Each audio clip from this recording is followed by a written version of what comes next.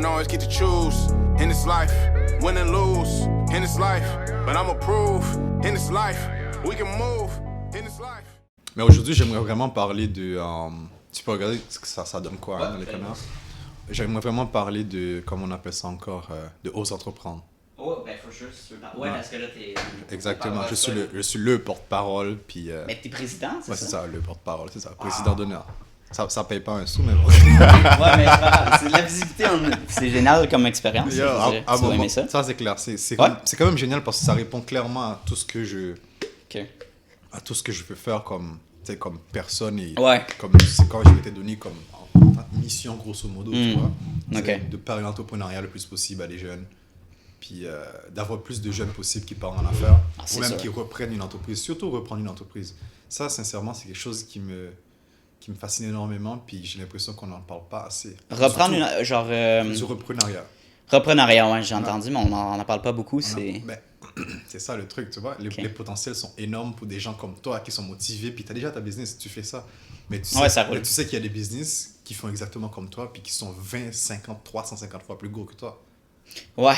Fait que tu pourrais acheter. Ah ouais, mais je veux dire, mais acheter, mais je veux dire, ça veut dire qu'ils sont au niveau financement, ça fonctionne pas à la gestion? Ça fonctionne. Je veux dire, comme... Qu'est-ce qui fonctionne pas? En fait, tu vas pouvoir avoir du financement comme si tu t'achetais une maison, quoi. Ah ouais. Il y a un fonds de roulement. Enfin, un fonds de roulement, comment on appelle ça encore? Une mise de fonds. Ouais, une mise de fonds pour l'entreprise. Exactement. Puis le reste, c'est ça, quoi. Ça va venir tous les mois. C'est comme une hypothèque qui passe tous les mois. À la place de passer sur ton compte personnel, il y a moyen, j'imagine, c'est ton entreprise, de faire que ce soit l'entreprise qui se paye elle-même, tu vois. Mais on n'en parle pas assez. Puis, c'est vrai? Il faut qu'on en parle. Puis c'est une opportunité de fou. Parce qu'au Québec, on a un problème. Les baby boomers partent en retraite. Ah, fait qu'ils veulent quitter leur entreprise puis ils savent pas quoi faire avec. Les enfants ne veulent pas reprendre l'entreprise. Ça, c'est vrai. Exactement. Dans ma famille, j'ai des personnes qui, justement, une entreprise de construction, mais son fils, ils veulent rien savoir de ça. Puis c'est comme, là, je fais quoi, là? Exactement. Fait que là, c'est une personne qui travaille dur puis qui aime s'aider à ses enfants. C'est une richesse, là. Ouais. L'enfant dit non, moi, ça ne m'intéresse pas du tout. Pour X raisons, c'est une opportunité pour l'autre qui veut embarquer dans la business, tu vois. Right. Il prend une business qui est déjà existante, qui a déjà tout. Plein de clients, parce que c'est ça qui est le plus important, c'est avoir des clients.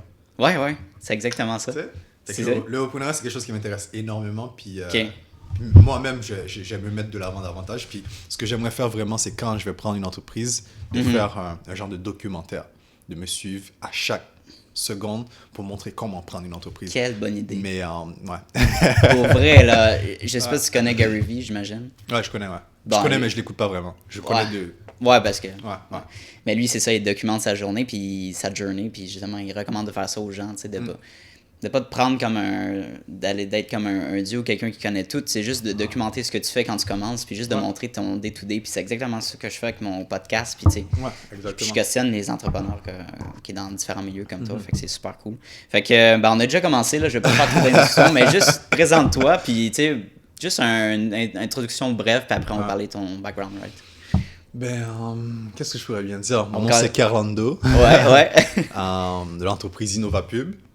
Yes, sir. Ça fait quoi? 6 ans que je suis... 6 ans que je suis en affaires, en fait. Pas que je suis en affaires, mais que j'ai cette entreprise. Mais j'avais d'autres entreprises auparavant.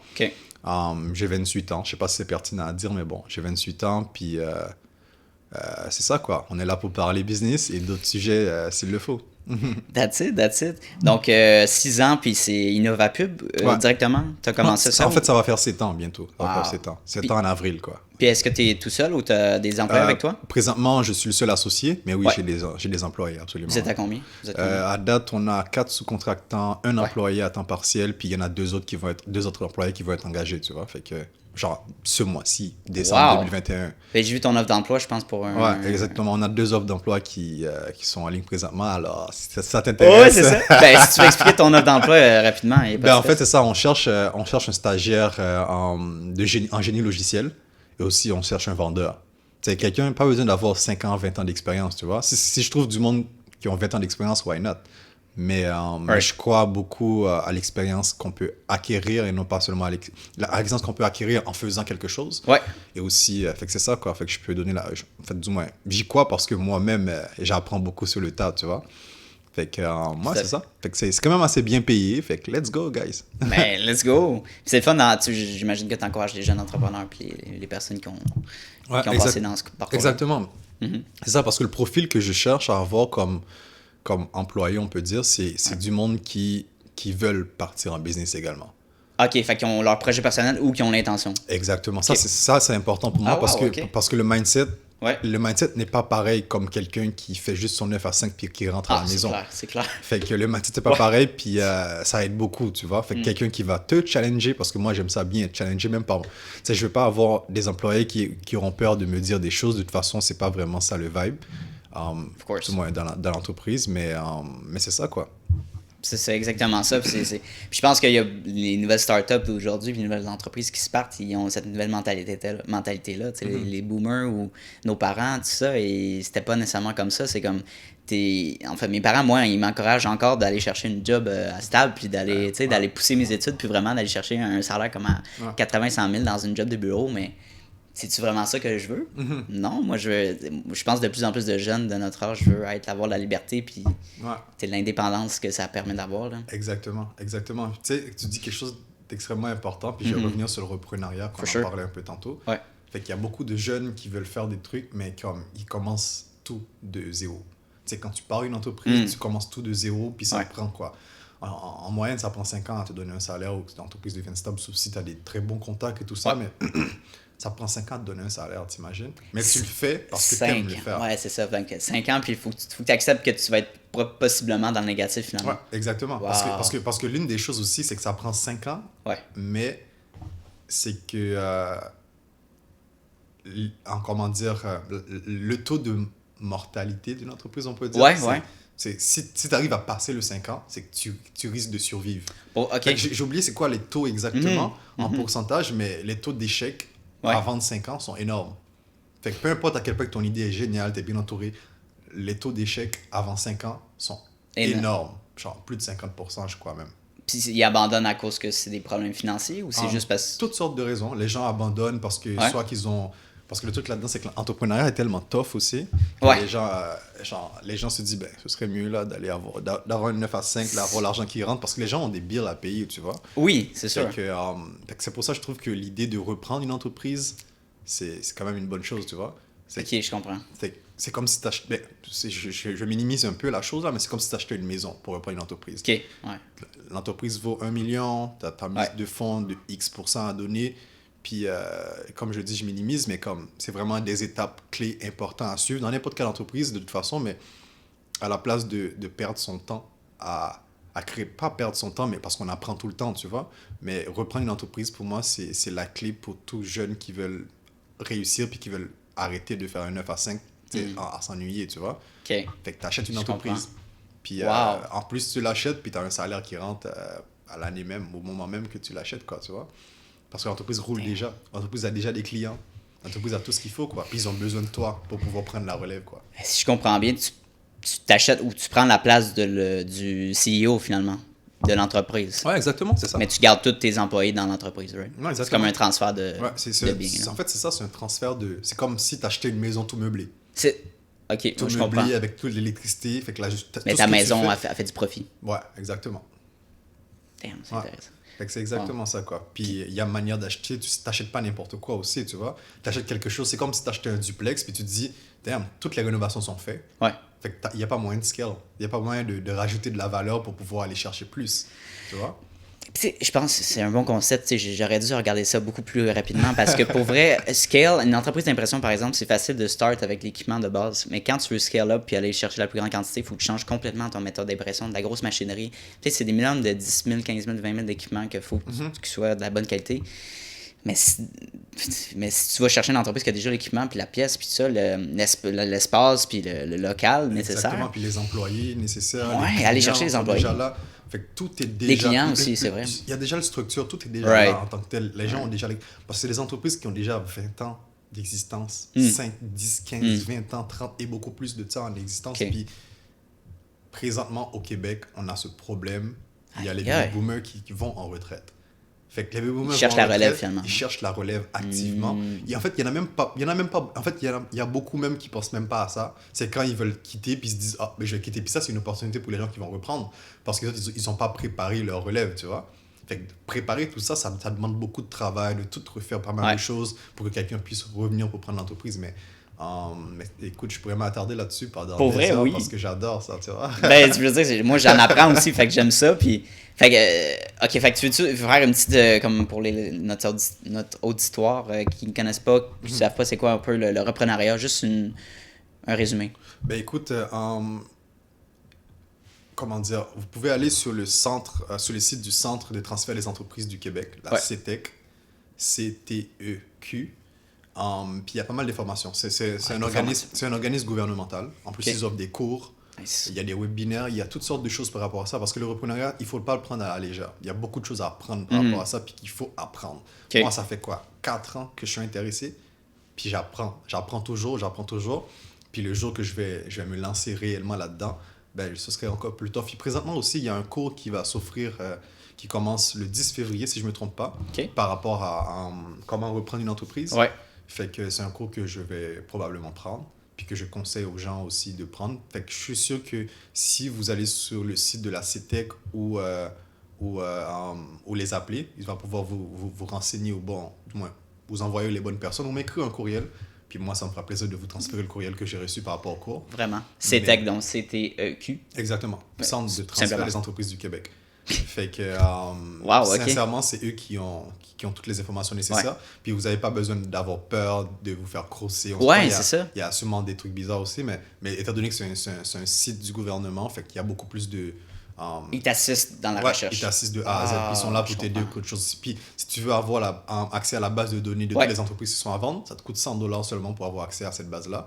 Puis tu peux voir toutes les entreprises qui sont à vendre. Mais tu ne vois pas les noms des entreprises. Tu peux juste voir dans telle région, il y a tel nombre d'entreprises. Puis tu peux cliquer dessus pour voir qu'est-ce qu'ils font grosso modo, combien d'argent que ça coûte. Ça peut aller, une entreprise peut aller de 50 000 à X millions, là, tu vois. Ouais, je comprends. Puis, puis le 50 000, ça inclut tout l'entreprise ou il y a certains coûts qui sont enlevés? Ça inclut tout, parce que la plupart du temps, il y a des entreprises qui sont locataires de l'emplacement où ils sont. Ouais, c'est ça. Puis il y a des entreprises aussi l'immeuble leur appartient. Fait que t'imagines, l'immeuble leur appartient, puis t'achètes une entreprise qui coûte 5 millions, puis il y a déjà tout l'immeuble de manière générale, puis il te dit l'immeuble aussi est inclus dans le prix. Fait que, ou des fois, l'immeuble n'est pas inclus dans le prix, fait que dans le fond, c'est à toi de négocier un bail avec la loi où t'es, avec la personne qui était propriétaire de la place. Fait que mais il y a pas mal de choses à apprendre, puis c'est une opportunité en or, sincèrement, pour les jeunes au Québec. C'est vrai? Ouais, il faut qu'on arrête de vouloir créer de A à Z. Quand l'entreprise est déjà là. On a la richesse. Je comprends ce que ça fait de créer de A à Z. Ça te fait sentir bien, mais tu peux créer de A à Z tout en étant bien entouré et structuré, tu vois. Parce que acheter une nouvelle entreprise ne veut pas dire que tu achètes puis tu croises les pieds puis ça roule. Non, pas du tout. Mais non. Parce qu'il y a les employés les employés vont commencer à dire, qu'est-ce qui se passe? Fait que là, tu dois leur faire comprendre que tu es la bonne personne. Exact. Fait que tu dois créer ce lien avec tes employés, avec les fournisseurs. Il y a pas mal de travail à faire en ce sens de confiance. Et tu dois montrer tes compétences réelles aussi par rapport à ça. Puis c'est des compétences qui s'acquièrent parce que les gens le comprennent aussi également. Puis il y a pas mal de choses à faire. Puis en plus, tu vas pouvoir scale. Tu vas pouvoir rajouter des petits trucs. C'est ça. Parce que ce qu'il faut savoir, c'est qu'il y a beaucoup des entreprises qui vont fermer bientôt, qui sont pas dans l'ère numérique de nos jours. Fait que le marketing dans lequel on vit présentement, ils ne l'utilisent pas du tout. Très peu, tu vois. Oui. Fait que ce qui signifie que il y a beaucoup de marge qu'on peut aller chercher, que les autres, ils ont pas été chercher. Ils ont 5 millions de revenus tous les ans, mais ils sont cool avec ça parce que c'est correct pour eux. Ils l'ont utilisé la vieille méthode dans le temps, qui fonctionne toujours, parce que ça fonctionne toujours. Mais si tu rajoutes quelque chose de nouveau là-dedans, puis tu peux aller chercher encore plus et grandir cette entreprise encore plus, quoi, tu vois. Je reprends souvent l'industrie de l'impression. Il y a beaucoup de compétition, puis beaucoup de places qui font ça, là, en Montréal puis à Laval. Mais le problème que je vois, c'est qu'ils ne savent pas comment prendre l'opportunité. Ils ont peut-être une page Facebook, that's it. Ils prennent pas la possession de l'opportunité du web, puis vraiment des nouvelles technologies. Je veux dire, le metaverse, ça s'inclut, les NFT, c'est tellement de beaux sujets, le VR. Tu sais, je veux dire, ça s'en vient, puis on est là pour développer ça. Puis je veux dire, si tu prends l'entreprise, puis tu t'amènes une facette en lien avec les nouvelles technologies, tu es là juste pour développer ce marketing-là. ça vaut de l'or. Puis, ben oui, absolument. Ça m'a fait réaliser plein d'affaires. Puis au niveau du financement, est-ce que j'imagine, tu peux aller chercher faire un prêt à la banque? La banque, en fait, la banque, oui, c'est clair, un prêt à la banque. Mais même moi, la banque, j'évite ça. Ah ouais, OK. Tu vas chercher des investisseurs privés en fait, toi, tu peux aussi aller chercher des investisseurs privés, mais l'idée, c'est qu'admettons à Laval, que je connais mieux. Puis à Montréal aussi, il y a des trucs par rapport à ça. Ouais. Il y a du financement jusqu'à 250 000 $ pour pouvoir pour te suivre, pour t'aider dans tes processus du reprenariat. Fait que dans le fond, ce 250 000 $ va t'aider à, oui, acheter, mais aussi payer les frais d'avocat, tous les petits trucs comme ça que tu auras besoin pour pouvoir faire valider ton projet et tout ça. Mais il faut que tu arrives avec un dossier pour leur dire, je suis prêt à acheter telle entreprise et tout ça, mais sinon, ça se fait très bien. La Santec, en fait, la CETEC, désolé. La CETEC peut t'aider de A à Z par rapport à ça. C'est quelque chose qu'il faut que tu réfléchisses, puis qui prend du temps, puis que tu dois mettre le temps nécessaire, en fait. Ça peut prendre... Si tu es vraiment intéressé à 100%, puis que tu es prêt à partir, je pense qu'en 1 an, tu peux déjà commencer tes processus, quoi. 1 an, aussi vite que ça. Si t'es sérieux dans tes démarches. Si t'es sérieux et t'as du temps à mettre dessus, parce que moi, j'ai une entreprise que je devais faire rouler, fait que j'étais comme... Ouais. Tu sais, j'aime construire sur InnovaPub. Mais... Exactement, je m'éduquais et tout ça, mais sinon, à un moment donné, c'est clair que l'idée, vraiment, c'est de reprendre une entreprise, puis si tu te laisses le temps nécessaire, admettons que si je décide de partir maintenant, je pense que d'ici l'été, je pourrais déjà donner une première offre d'achat sur une entreprise, tu vois. Wow. Parce que je connais déjà les choses, mais... Fait que c'est ça, quoi. Je connais pas mal de choses. Pas toutes, là. C'est pour ça que je voudrais faire à la CETEC. Mais c'est ça, quoi. C'est incroyable. Moi, j'ai toujours une vision avec Clotis puis mes entreprises puis mon projet de toujours être comme tout sur un même toit. Fait que tout est un clé en main. Tous les services d'être l'impression, de création, de graphisme, tout est propriétaire, dans le fond. Fait que j'ai arrêté de déléguer un peu partout. Puis vraiment faire ça à la maison. Ça fait une approche assez intéressante. Fait que, tu sais, c'est ça. L'impression, c'est toujours un milieu... dès que tu scale up, c'est là que les coûts initiaux commencent. Ben oui, absolument. Mais c'est intéressant, le reprenariat. Pour vrai, c'est un concept que j'ai entendu, mais faut vraiment que je m'indique. Ben oui, absolument. On n'est pas, tu sais, tout le monde sur Internet, il n'y a personne qui en parle. Le monde, il encourage à créer leur propre entreprise, puis tout ça, ou d'être travailleur autonome, mais reprenariat, fuck all. Ça fait plus de 5 ans que j'entends qu'on dit dans 5 ans, il y aura un problème. Ça fait genre 10 ans. Un problème, tu as dit? Qu'il y aura un problème par rapport au reprenariat. Fait que si les gens commencent à fermer l'entreprise parce qu'il n'y a pas assez de personnes pour les reprendre, fait que ça signifie que dans une entreprise qui a 5 personnes ou 50 personnes qui travaillent, cette entreprise la ferme parce qu'il n'y a personne qui veut le reprendre, mais ça signifie que 50 personnes vont perdre leur travail. C'est vrai. Puis, penser à ça. Fait que c'est ça, quoi. Fait que je crois que, oui, il y a une opportunité maintenant, mais je crois aussi que si...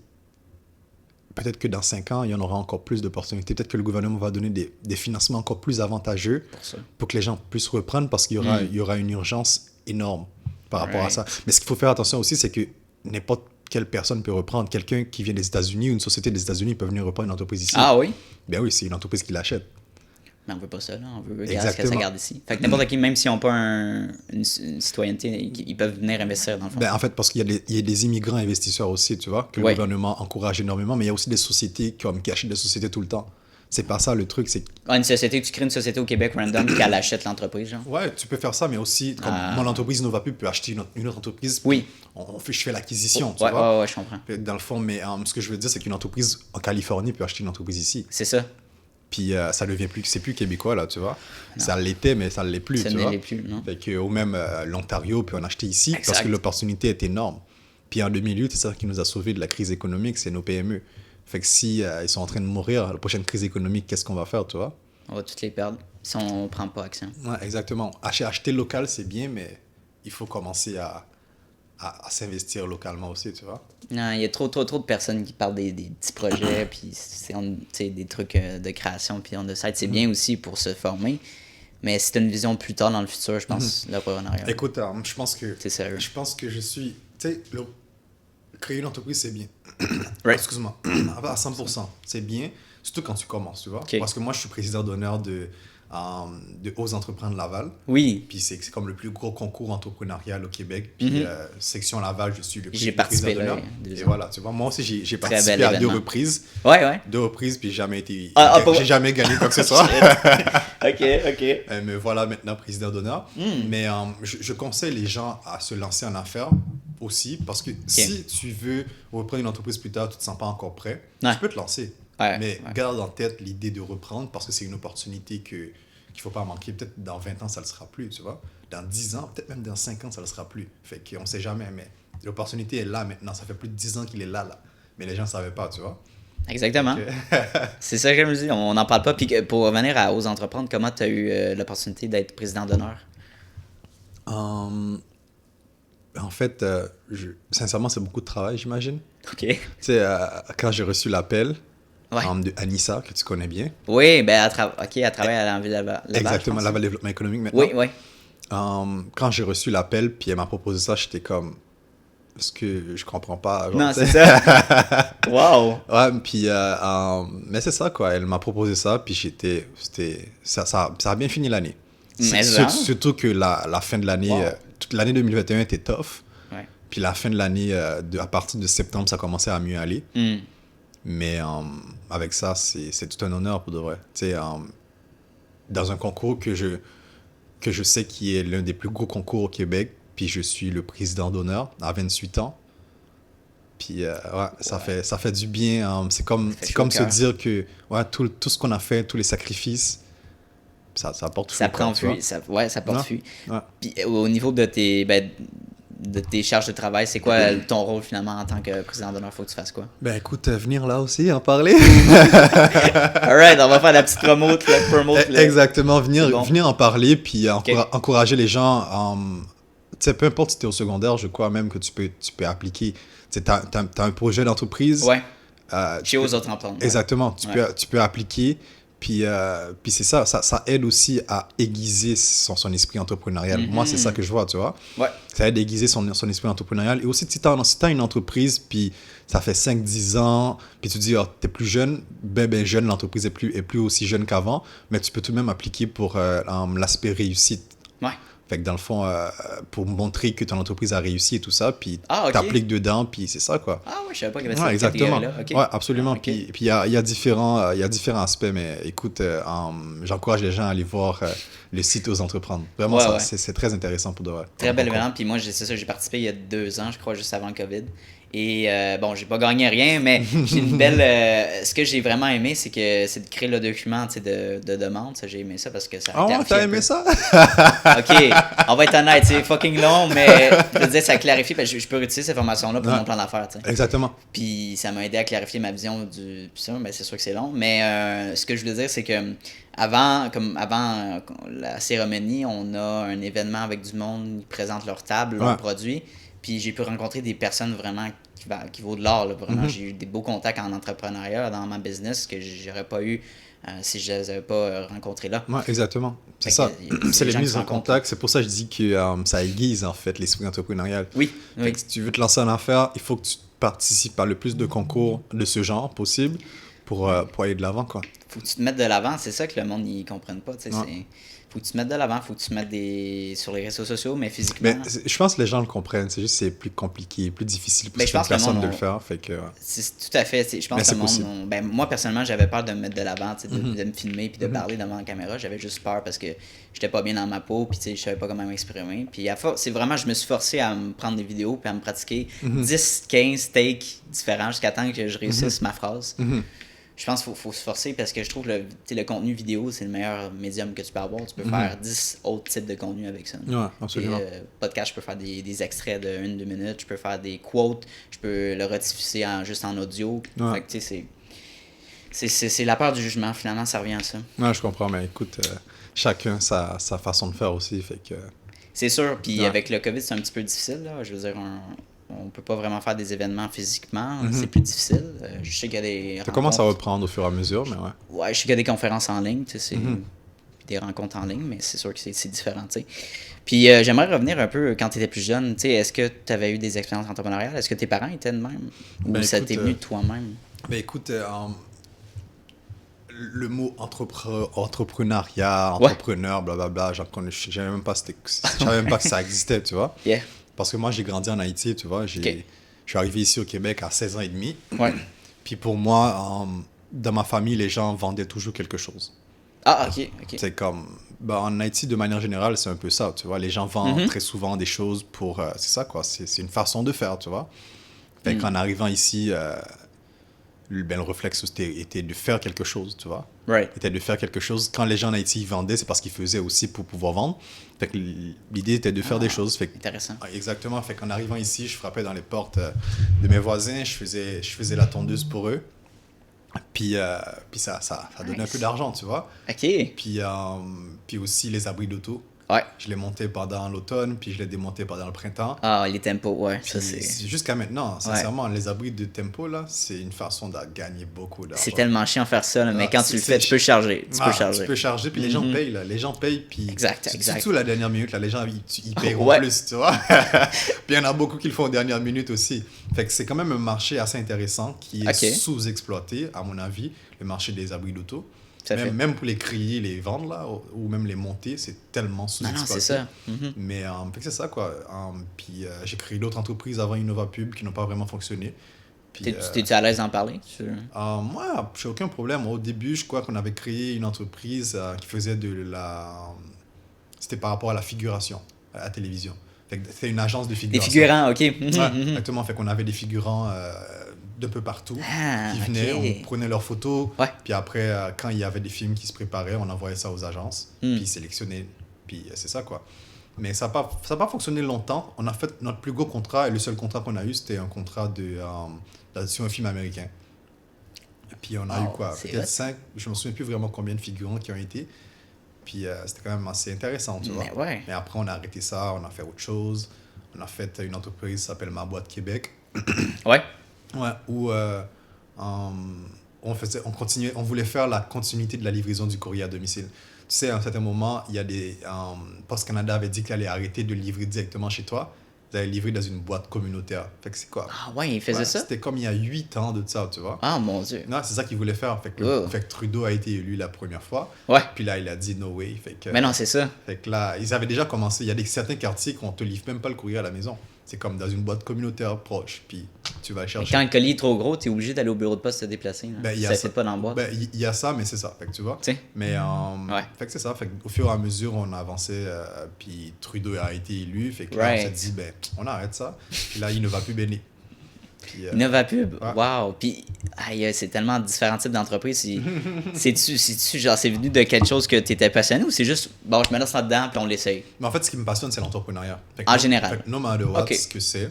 Ouais, je comprends. C'est l'entrepreneuriat. Puis c'est clair qu'il y a des entreprises qui vont m'intéresser plus que d'autres parce que ça me touche plus personnellement qu'autre chose. Au moins qui me titille davantage. Of course. Mais de manière générale, c'est l'entrepreneuriat, tu vois.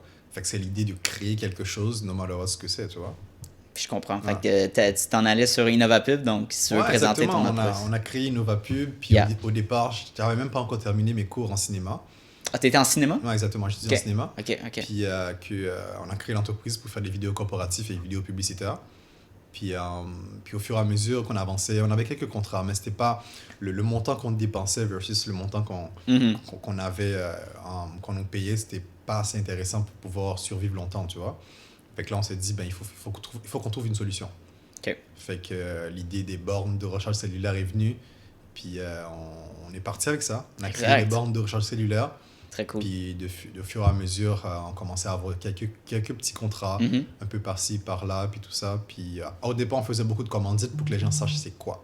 Parce que le milieu ne savait pas c'était quoi une borne de recharge cellulaire. Peut-être même que les gens ne savent pas c'est quoi une borne de recharge cellulaire. Non, mais c'est ça, si tu veux l'expliquer, c'est quoi? En fait, c'est une borne blanche qu'on a créée, qu'on a mis sur pied, avec un écran tactile. Puis il y a 4 casiers que les gens doivent cliquer sur l'écran. Quand tu dis casier, ça ressemble à... C'est des casiers comme qui s'ouvrent, qui se ferment, tu vois. Fait que sur l'écran, tu touches, tu choisis le casier 1, que tu veux brancher ton téléphone, parce qu'il y a des fils à l'intérieur. Fait que dans le fond, le casier s'ouvre. Puis tu branches ton téléphone et tu fermes le casier, tu vois. Fait que c'est sécurisé, puis tu peux t'en aller, quoi. Fait que dans le fond, tout ce que tu as besoin par la suite pour revenir, c'est mettre ton mot de passe et récupérer ton téléphone. Fait que, c'est intelligent, OK. Fait que c'est ça, on a commencé à faire beaucoup de commandites dans les événements pour que les gens puissent savoir qu'est-ce qu'on faisait. Puis par la suite, on a eu un premier contrat avec une agence, puis le deuxième contrat avec, je ne m'en souviens plus vraiment c'est qui. En tout cas, c'était le premier contrat qu'on a eu. On l'a eu durant un été, mais lorsque l'événement allait se faire pendant l'automne. Mais le deuxième contrat qu'on a eu, mais on l'a fait pendant l'été. C'était à Québec, je crois, ou à Trois-Rivières. Trois-Rivières, je crois bien. Wow, OK. Ouais, fait qu'on est passé de Laval à Trois-Rivières. Vraiment? Let's go. Ouais, exactement. Puis c'était vraiment une belle expérience, mais... Puis après, on a eu un contrat avec Hydro-Québec. C'est là que ça... C'est là que ça... Ça a grandi. Exactement. J'ai publié sur LinkedIn qu'on avait un contrat avec Hydro-Québec. C'est puis malade. ça a explosé, puis... Les gens étaient beaucoup plus curieux par rapport aux produits, puis c'est ça. Quand quoi. tu dis Hydro-Québec, c'est dans quelle installation qu'il fallait que tu mettes tes bornes? En fait, c'était juste un congrès. OK. Dans le fond, dans leur kiosque, on avait juste ajouté une de nos bornes. Nice. Quand les gens passaient dans leur kiosque, mais les gens pouvaient recharger leur téléphone. Fait que dans le fond, les gens venaient dans leur kiosque 2 à 3 fois. Ouais. Fait que dans le fond, juste pour recharger leur téléphone durant la journée, tu vois. Fait que ça rajoutait plus de personnes qui passaient dans leur kiosque. Fait qu'ils aiment ça, tu vois. Puis dans cet événement, je crois qu'on a eu à peu près 200 recharges en 2 jours. Fait qu'ils ont beaucoup aimé. Fait que dans le fond, ils ont eu du monde qui sont venus genre 400 fois. C'est ça. Fait qu'ils ont beaucoup aimé ça. Puis, puis par la suite, c'est ça, on a eu des contrats avec Bell, TELUS et beaucoup d'autres entreprises. Puis c'est ça, quoi. Fait que, puis c'était tout dans des événements, des congrès. Événements, mais aussi dans les emplacements comme Bell, par exemple? Public. Exactement, comme Bell, à la place Bell, on en a 9 qui sont installés. À la place Bell, fait que dans le fond, quand les gens viennent à la place pour écouter un match, puis ils n'ont plus de batterie sur leur téléphone, ben, ils peuvent le recharger, puis écouter le match. Puis après le match, ils peuvent partir, tu vois. Fait que c'est vraiment ça l'idée, c'est vraiment les marques, ils nous appellent pour pouvoir, quand ils sont dans un emplacement bien physique, à la place juste d'avoir une bannière qui dit « Hey, on est là », fait que dans le fond, ils peuvent avoir nos produits installés pour dire « Voilà ce qu'on offre à la clientèle, en fait, c'est une activation de marque, quoi. » Right, puis disons que je prends l'exemple de la Place Belle. Est-ce que, par exemple, tu vas vendre la borne à eux ou tu vas les louer, finalement? En fait, c'est une location à la Place Belle. Fait que tu les reprends après un X nombre de temps? Ça fait depuis 2018, c'est loué. Fait que, OK, bon, je comprends. C'est quand même après un nombre de temps, quand le contrat... Vous renouvelez, là, finalement. On renouvelle à chaque année, quoi. C'est génial, ça. Quelle bonne idée. Puis au niveau comment tu as créé ça, le software, finalement, le logiciel dans tout ça? En fait, c'est ça. Écoute, moi, j'ai étudié en cinéma. Fait que j'ai aucune technique par rapport à la programmation ou même en génie électrique. Parce qu'il faut à peu près ces deux types de personnes pour pouvoir créer un genre de produit. Puis je me suis entouré de personnes puis qui ont voulu m'aider. Puis... c'est ça. Sincèrement, puis l'une des personnes que j'ai rencontrées, c'était Suki Gigi. J'avais un problème avec l'une de mes machines, puis je savais pas comment le régler. Comment t'as trouvé ça? J'ai publié Suki Gigi que je cherchais quelqu'un. En fait, je n'ai pas publié, je regardais, puis j'ai vu la personne, je l'ai appelé, ça a cliqué, il m'a dit « Ah, je m'en viens ». J'ai donné mon adresse de chez mes parents. Il est venu, il a regardé le produit, puis j'ai laissé partir avec le produit. Parce que ça a fait juste une fois que j'ai parlé au mec, j'ai laissé partir avec le produit, je savais même pas c'était quoi son nom de famille. Ça a cliqué vraiment rapidement. Ça a cliqué rapidement, puis 2 jours après, il m'appelle, je suis allé chez lui, j'ai checké, puis le problème était réglé. Fait que depuis, on s'est jamais lâché, quoi. Wow! Fait que il t'a rien chargé initialement, c'est juste il est venu t'aider. En fait, oui, il m'a chargé, mais comme ça a valu la peine. Quand il a réglé les problèmes, parce que le truc, c'est qu'au départ, chaque fois qu'on faisait des événements, je croisais les doigts pour pas qu'il y ait des bugs. Fait que c'était pas une façon de faire, tu vois. Non. Fait que le gars est venu, puis il a réglé ce problème-là. Depuis, j'ai jamais eu ce stress à voir, est-ce que ça va bugger? Non. Il a réglé ce problème, puis depuis, on est liés, quoi, tu vois. Aïe. Puis là, fast forward, j'imagine, avec le COVID, il y a eu des problèmes avec ça, au niveau des événements? Oui, absolument, parce qu'il n'y a plus d'événements. Puis toutes les places, publiques, qui sont ouvertes au public, qui sont privées ou gouvernementales, parce qu'on a des contrats aussi avec le gouvernement, gouvernement, je veux dire les villes, Montréal et Québec, ce qui signifie que on n'avait plus de contrats qui rentraient, tu vois. Fait que là, on a dû trouver quelque chose. Un gros pivot. Je sais c'est quoi le pivot, mais juste pour prendre le temps de l'expliquer, c'est toi, là. Exactement.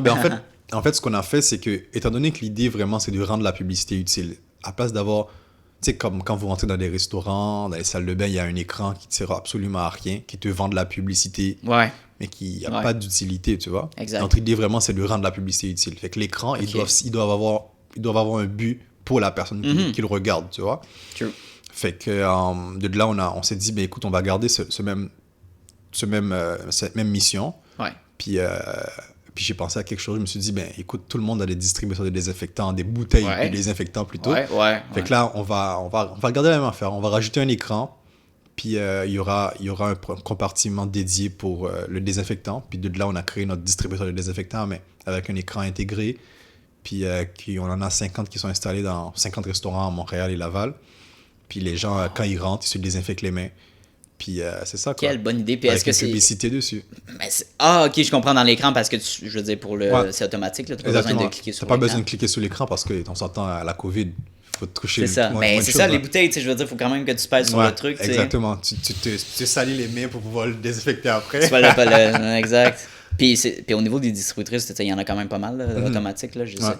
Fait que comment tu as pu te différencier de ça? Ben, c'est ça, en fait, il y en a pas mal. Il y en a pas beaucoup qui ont un écran dessus, tu vois.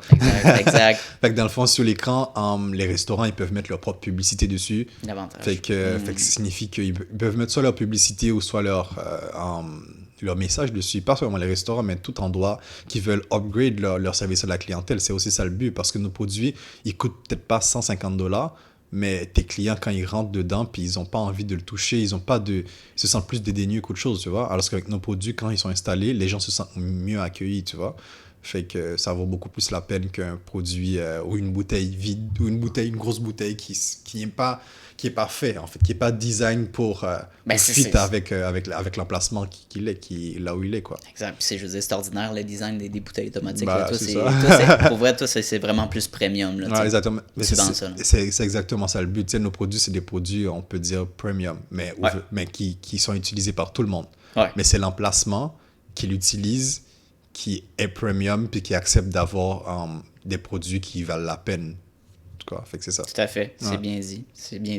Puis en ce moment, est-ce que tu as des projets en lien avec InnovaPub que tu voudrais développer? En fait, il y a un projet que je développe présentement avec InnovaPub, ça s'appelle Black Ink Podcast. Yes. Fait que c'est vraiment mettre de l'avant les personnes noires dans le Québec Inc., tu vois? Ouais. Fait que c'est un fameux clin d'œil au Québec Inc. qu'on fait en disant Black Inc., tu vois. Nice. Fait que l'idée vraiment, c'est d'avoir différentes personnes noires qui évoluent dans le milieu des affaires et entrepreneuriales pour nous parler de toutes sortes de sujets. L'intelligence artificielle, des trucs qui, dans les communautés noires, qu'on n'en parle pas assez souvent. Non. Puis l'idée vraiment, c'est d'inspirer les jeunes à se dire, ben si lui, il l'a fait, ben moi, je peux le faire. Puis de se lancer en affaires également aussi, tu vois. Fait que ce projet va sortir la dernière semaine de janvier, je crois. Wow. On va sortir exactement. Fait qu'on est déjà en train d'enregistrer. Puis fait ça, c'est un très beau projet. Présentement, on a notre page Instagram déjà fait, Facebook, LinkedIn. Puis on n'a pas encore poussé sur les publications, mais ça s'en vient. Ça s'en vient, juste préparer ça. Pour vrai, si j'ai un conseil à te donner pour promouvoir ton podcast, c'est utilise TikTok. Quelle belle application. Tu vas aller chercher les jeunes, c'est là. L'engagement est gratuit, puis c'est naturel. Puis c'est comme si c'était Facebook, mais il y a comme 8 ans, là, genre, dans ses débuts. Là. L'engagement était tellement naturel. Tu n'as pas besoin de mettre de l'argent, puis genre, au moins 1000, 2000 personnes vont voir ta première vidéo facilement. Là. Fait que pour avoir la visibilité, je te conseillerais là-dedans. Non, parce que quand tu m'en as parlé ce matin, je l'ai téléchargé sur mon téléphone. J'étais comme, tu l'as jamais essayé? Je n'avais jamais essayé avant, puis... Mais je me dis, le nombre de fois que les gens m'en parlent, je te regarde pour voir un peu ce que ça fait, puis après, on va voir si je vais m'inscrire. Même moi, j'étais sceptique, genre... Puis là, j'ai commencé à l'utiliser moi-même, puis faut faire attention parce que c'est très addictif. Il faut vraiment que tu l'utilises pour business-wise. Personnellement, moi, Fait que faut faire attention à ça, mais si tu utilises pour business, faire du contenu, c'est très, très cool. Comment l'algorithme est fait, c'est que, dans le fond, disons, sur Instagram, tu as des abonnés. Fait que tu vas voir le contenu de tes abonnés. Tandis que TikTok, c'est une For You page. Fait que c'est du contenu aléatoire que selon ce que tu aimes, ton contenu, ben, tu vas voir du monde qui vont poster ce type de contenu-là. C'est toujours des nouvelles personnes que tu vas voir sur ta page à l'infini. Il n'y a pas de fin. Là. Fait que c'est ça l'avantage de cette plateforme-là pour des créateurs de contenu. Donc, très cool. Oui, absolument. Puis, t'as fait combien d'enregistrements jusqu'à maintenant? Je pense qu'on en a fait 6 à date, puis on en a 2 cette semaine. Fait que, ouais. Cool. Fait qu'on essaie vraiment d'en faire minimum 2 par semaine. Puis, on en a 15 épisodes qu'on va faire pour cette première saison. Puis, c'est ça, quoi. Ouais. Une par semaine ou... En fait, on va les diffuser un épisode par semaine. Fait que ça, en fond, c'est sur 15 semaines. Ça va finir dernière semaine du mois d'avril. Wow. Fait que quand ça aura terminé, on va prendre peut-être 1 mois et demi de congé, on peut dire, avant de commencer l'enregistrement de la prochaine saison, quoi. Très cool. Puis, et sinon, ça va être c'est tellement un beau projet. Le podcast, c'est tellement une bonne idée pour promouvoir ton entreprise puis tes autres projets. Oui, exactement. Puis c'est un projet qui me touche personnellement. Tu vois? Puis ça m'excite beaucoup. J'avais besoin de toute cette énergie, quoi, tu vois. De parler puis d'échanger avec d'autres entrepreneurs. Oui, exactement, de parler d'entrepreneuriat, puis dans nos communautés, c'est quelque chose de très important pour moi, puis c'est ça, quoi. OK. Puis au niveau de tes invités, est-ce que c'est des entrepreneurs? Est-ce que tu as... Ouais, exactement. On a beaucoup d'invités. Il y a des entrepreneurs, il y a des intrapreneurs. Quand tu es intrapreneur, tu élabores? Quelqu'un qui travaille dans une grosse boîte puis qui est, par exemple, un consultant. Je comprends. OK, Ou quelqu'un qui travaille dans une entreprise puis qui a ses propres projets dans l'entreprise, tu vois. Fait que c'est ça qu'on parle quand on parle d'intrapreneurs. Okay. Puis les entrepreneurs qui ont déjà leur propre business puis que ça roule puis qui sont en train d'avancer, quoi. Ouais. Fait que c'est ça, quoi. Mais on avance là-dessus, quoi. C'est un beau projet. Vraiment un projet très excitant puis ça avance. Tellement, mais je vous envoie beaucoup de passion. Pour vrai, c'est super le fun de développer un podcast. Ah, ça, c'est clair. Puis je veux dire, on fait ça gratuitement. Je veux dire, on sort pas du profit. C'est de la passion pure. Là. Quand tu crées un projet, c'est littéralement ça. En fait, l'idée là-dedans aussi, je comprends qu'il y a beaucoup de personnes qui le font puis qui ne tirent pas de profit. Puis je trouve ça dommage. Parce que, tu sais, moi, j'ai une entreprise, tu sais. Fait que si je fais quelque chose, puis... C'est pas ça pour rien, là. Je fais pas ça juste pour... oui, c'est une mission, c'est quelque chose qui me tient à cœur personnellement, mais j'ai pas voulu dépenser de l'argent de l'entreprise pour le faire.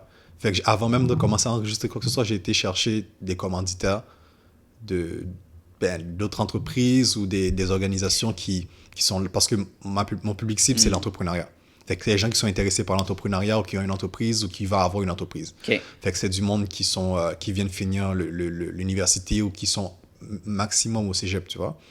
Au cégep, puis qui s'en va à l'université, puis qui sont intéressés par l'entrepreneuriat. C'est eux, mon public cible, tu vois. Ton public cible, OK. Fait que dans le fond, on est commandité par plusieurs organisations qui, eux autres aussi, c'est leur public cible, puis qui sont intéressés à en parler pour pouvoir avoir plus de monde. Fait que, tu sais, je veux dire, on est commandité, nous autres, puis la totalité du podcast est payée par nos commanditaires. Puis on n'a pas dépensé beaucoup d'argent de notre entreprise InnovaPub qui produit le podcast, tu vois. Okay. Ce qui signifie qu'au moins, je trouve ça important. Puis les prochaines saisons, c'est clair qu'on va pouvoir en tirer un peu de profit aussi par rapport à ça. Mais à date, on ne voulait pas le faire par rapport à notre argent personnel. On vit le COVID, fait que c'est de faire le moins de dépenses possible. Tout à fait. De le faire de manière plus bright, quoi, tu vois. Ben oui, c'est ça. Puis comment tu allais chercher ces commandites-là? Qu'est-ce que au niveau des recherches? Écoute, c'est comme créer une autre entreprise, tu vois. Fait que Black Ink Podcast, c'est comme une autre entreprise à part entière. Fait que ce qu'on a fait, c'est qu'on a créé tous les documents nécessaires. Ouais. Genre comme faire une étude de marché. On n'avait même pas de page Instagram. Fait que dans le fond, on n'avait pas d'audience, mais étant donné que je savais qu'on allait avoir une audience, c'était de projeter cette audience, tu vois. C'est un peu comme quand tu fais une prévision financière, quoi, tu vois. Fait que tu projettes ton audience, tu dis voilà combien de types de personnes que je pourrais éventuellement aller chercher. Tu dis pas juste ça comme ça à la va-vite, bien sûr. Tu vas chercher des statistiques pour appuyer ce que tu vas dire, tu vois. Si t'as pas les statistiques personnellement, mais le marché a déjà les statistiques, tu vois. Fait que, puis de là, tu crées tes documents, puis tu l'envoies. Puis en fait, quand tu as fini de créer ton premier document qui décrit ton projet, ben, tu crées un document qui parle de ton projet de manière très vague, et aussi avec les coûts de commandite. Combien que chaque entreprise devrait payer pour... c'est toi qui les charge? Ouais, exactement. C'est toi qui demandes combien? Ouais, exactement. C'est moi qui leur dis que combien qu'ils doivent donner par épisode. Pour être une commandite. Même si t'as pas créé d'audience. Ouais, exactement. Mais non, mais je capote parce que moi, j'ai comme l'option, bon, je vais attendre qu'ils me contactent, puis après, on verra. Nah. Toi, on se poursuit, puis je te donne ma plateforme, genre. Exactement. Je leur fais ma plateforme, puis ils commanditent, parce que c'est aussi, tu sais, comme on a quand même des commanditeurs comme Wealthsimple, la Caisse de dépôt et de placement du Québec, puis pas mal d'autres, tu vois. Mais les gens sont ouverts. Surtout en entrepreneuriat, les gens veulent que les jeunes fassent des choses. Fait que... Why not, quoi, tu vois. Puis, au niveau de c'est qui tes commandites, t'es pas obligé de le dire, là. En fait, c'est pas un secret parce qu'ils seront partagés. Ben, c'est ça. Fait que dans le fond, il y a Futurpreneur Canada, il y a Entreprendre ici. Ouais. Puis ça, c'est deux organisations qui soutiennent l'entrepreneuriat, tu vois. Puis il y a Wealthsimple, c'est le Wealthsimple, c'est l'application de courtage, exactement, en ligne. Puis il y a aussi la Caisse de dépôt et de placement du Québec. Ouais, qui d'autres? C'est génial, ça. Puis il y en a quelques autres. Il y a Evolve. C'est, Evolve? Evolve. Genre comme anciennement Femme et Sort. Ok, Ouais, exactement. Puis il y a InnovaPub là, qui produit et qui commandite. Mais c'est ça, quoi. Grosso modo, je pense que j'en ai oublié peut-être, mais je pense qu'on en a à peu près 7. Intéressant, le concept des commandites. Faut que j'aille m'éduquer là-dessus. Là.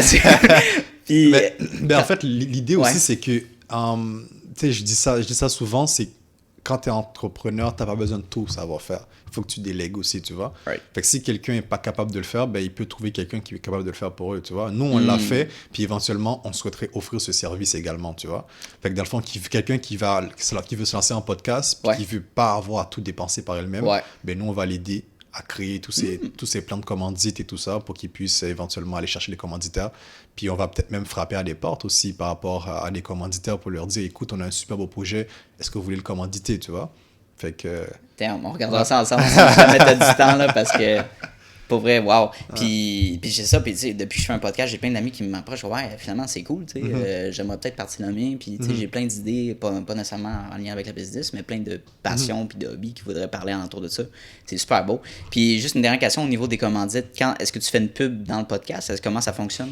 En fait, la façon qu'on le fait, c'est que, étant donné que notre podcast va être audio et vidéo, fait que dans les vidéos, il y aura toujours les commanditaires qui vont apparaître et qui vont partir à certains moments. Tu vois, comme par exemple Web Simple il va être là, il va apparaître beaucoup plus souvent parce qu'ils ont commandité la saison au complet, fait qu'il va être là dans tous les épisodes, alors qu'il y a certaines personnes qui ont commandité 1 ou 2 épisodes seulement, tu vois, fait que dans le fond, ce qui signifie que ces personnes vont apparaître seulement à ces moments-là. Puis à la fin aussi, il y aura aussi le grille de tous nos commanditaires, exactement. Fait que c'est comme à la télévision, disons que ça coupe. En fait, il n'y aura absolument rien qui va couper. On va rien couper. Il y aura juste le logo de la personne.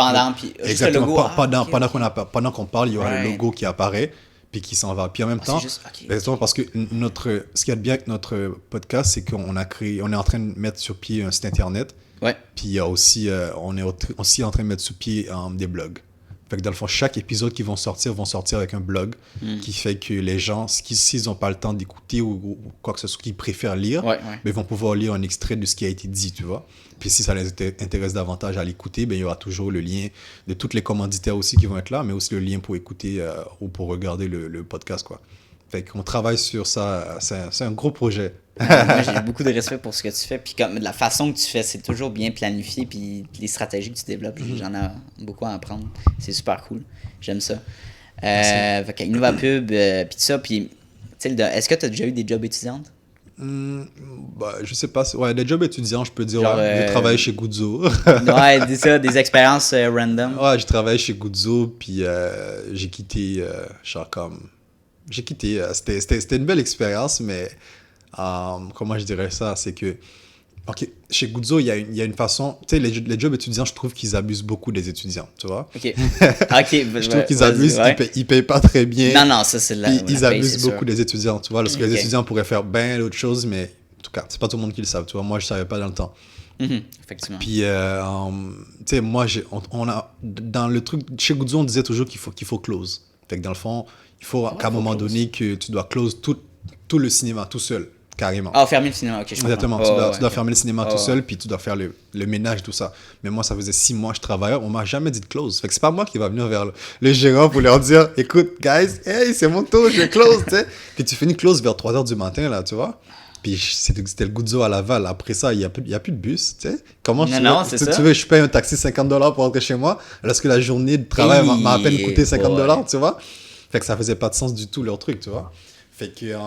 non, je comprends. Il y a l'un des gars de Guzzo, peut-être qu'il va t'écouter, là.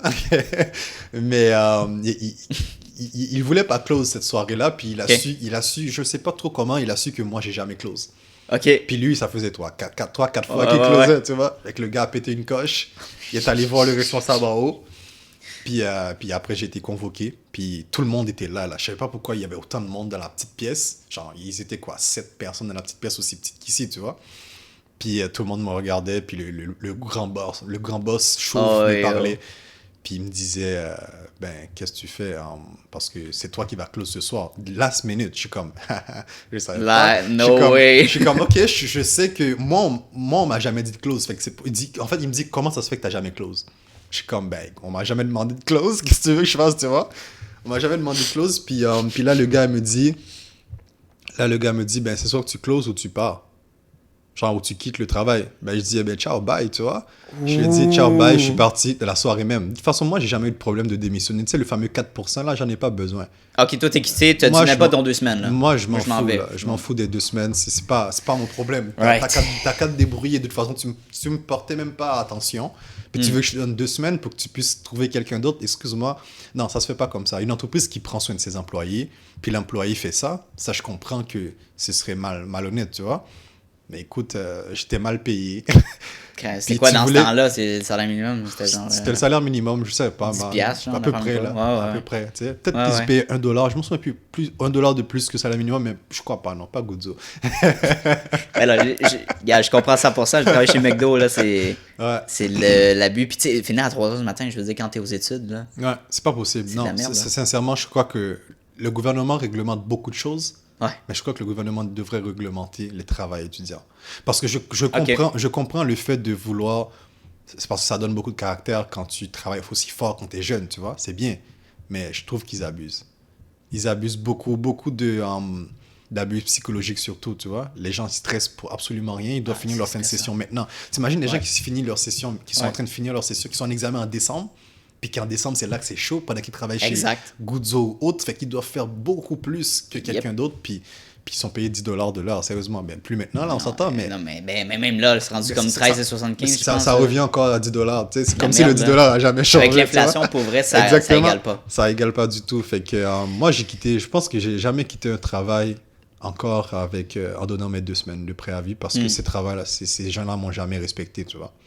Fait que si tu me respectes, tu auras mon respect, mais... C'est tout à fait, puis c'est une belle expérience parce que ça t'apprend la discipline, puis d'apprendre tout ça, mais en même temps, c'est quand tu réalises que, est-ce que je vaux réellement juste 10$ de l'heure?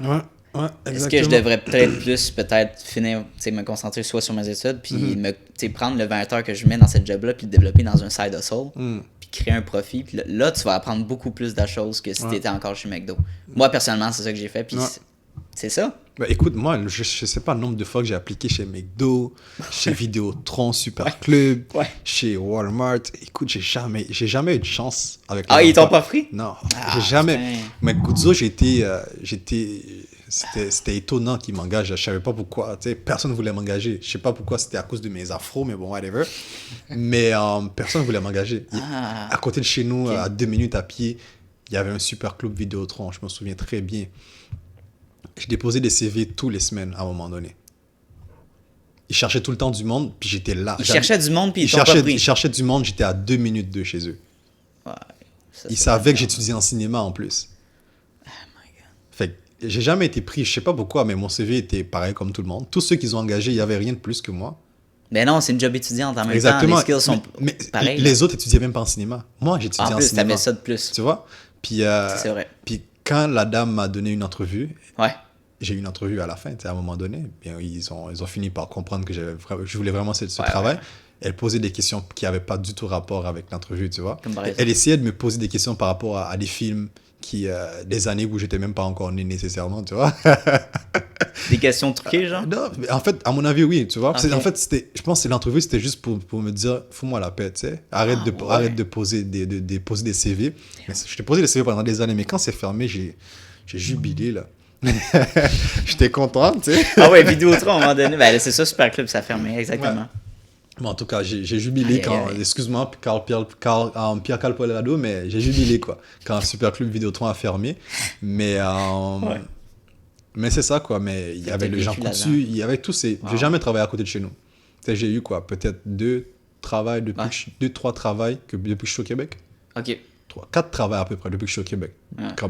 Depuis de 16 ans à 21 ans, je dirais, tu vois. Puis t'es arrivé à quel âge ici? Je suis arrivé à 16 ans et demi. Wow. Okay. Ouais. De 16 ans et demi, de 17 ans, je dirais, parce que j'ai commencé à travailler dans une job d'été que quelqu'un m'avait mis en contact. OK. Puis sinon, j'ai jamais vraiment eu d'emploi facile. Jamais facile. Ouais. Mais c'était une bonne chose. Il fallait juste que je comprenne. C'était l'univers qui me disait non, tu vas pas travailler parce que tu dois créer une entreprise. Tu dois créer ton propre chemin. Faut le voir comme ça. C'est sûr que nécessairement, c'est négatif, mais je pense qu'il faut créer ses propres opportunités. Ouais. Puis quand t'es arrivé ici, est-ce que ça a fait t'as-tu vécu ça comme un choc au niveau des mentalités? C'est un petit peu différent? Comment t'as... Ben, en fait, au niveau des mentalités, oui, absolument, c'est différent d'un pays à un autre, ou même ici, d'une province à une autre. Ouais, carrément. Ouais. Mais c'était pas un choc, tu sais, je veux dire, je savais que j'allais venir, puis... Non, c'était... Non. Je pense que je m'épanouis, malheureusement, je dirais ça comme ça, là. Je m'épanouis beaucoup plus ici parce que les structures sont faites pour ça aussi, pour que les gens puissent s'épanouir davantage. C'est clair qu'il y a des choses qui sont possibles de faire beaucoup plus, mais c'est ça, quoi. On peut pas comparer les structures en Haïti et ici, tu vois. Je m'épanouis beaucoup plus en tant que personne, en tant qu'individu, en tant qu'entrepreneur, tu sais, que si je serais en Haïti, tu vois. Ouais, fait que c'est ça, quoi. Wow, OK. Puis moi, j'aime ça poser cette question-là parce que quand on est jeune entrepreneur, soit on est encore chez ses parents, soit on vient de quitter de... Toi, tu es parti en entreprise, est-ce que tes parents étaient d'accord avec ça? Est-ce qu'ils voulaient que tu continues les études? Parce que toi, t'as fait le cinéma, t'as un diplôme, quoi? En fait, ouais, j'ai mon diplôme, exactement. Puis t'as décidé de te lancer? Ben, avant même de finir le cinéma, j'étais déjà lancé dans le milieu, exactement. Mais tu sais, je crois que ma mère voulait même pas que j'étudie en cinéma, tu vois.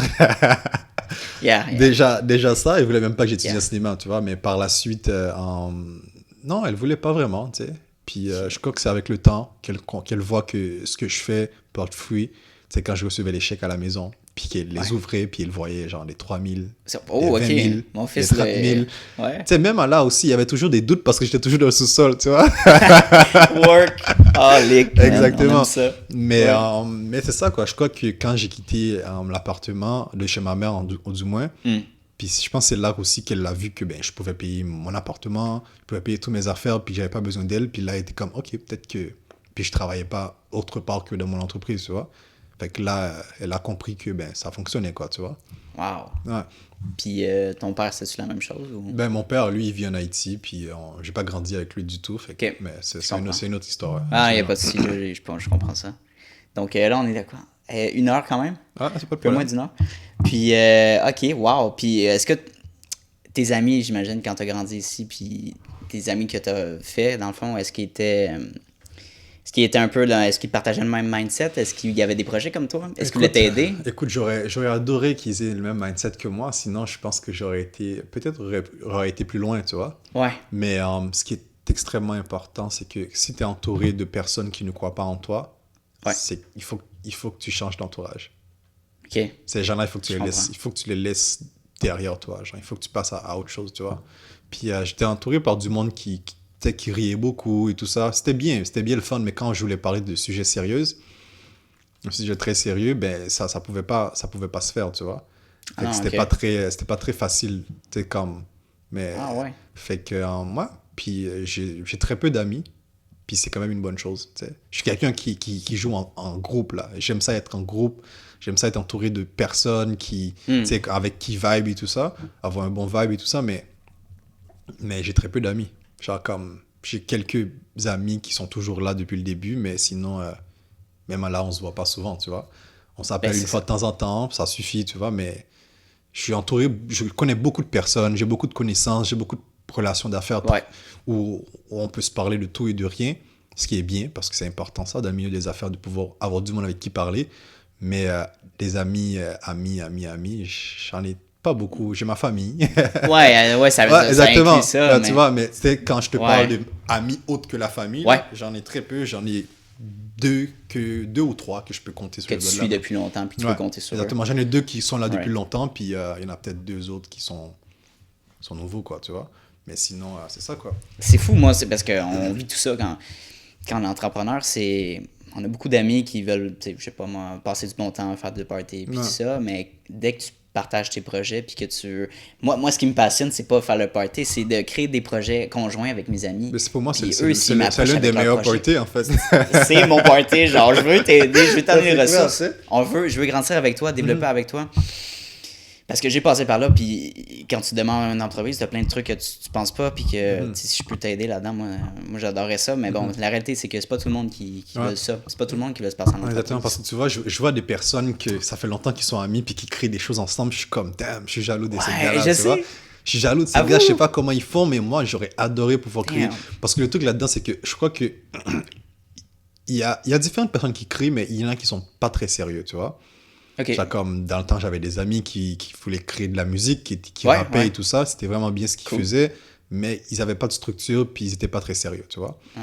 Fait que pour moi, ça fonctionnait pas, tu sais, parce qu'il y a une certaine structure à avoir quand tu veux créer quoi que ce soit. C'est un certain sérieux à avoir quand tu veux créer n'importe quoi. C'est du monde qui prenait beaucoup en exemple des Wiz Khalifa, des Snoop Dogg, mais ils ne voyaient pas le travail et le sérieux qu'il y avait derrière tout ce travail qu'il y avait, comme que ces gars-là faisaient. Parce que ces gars-là, ils font pas que de la musique, ils font de la business.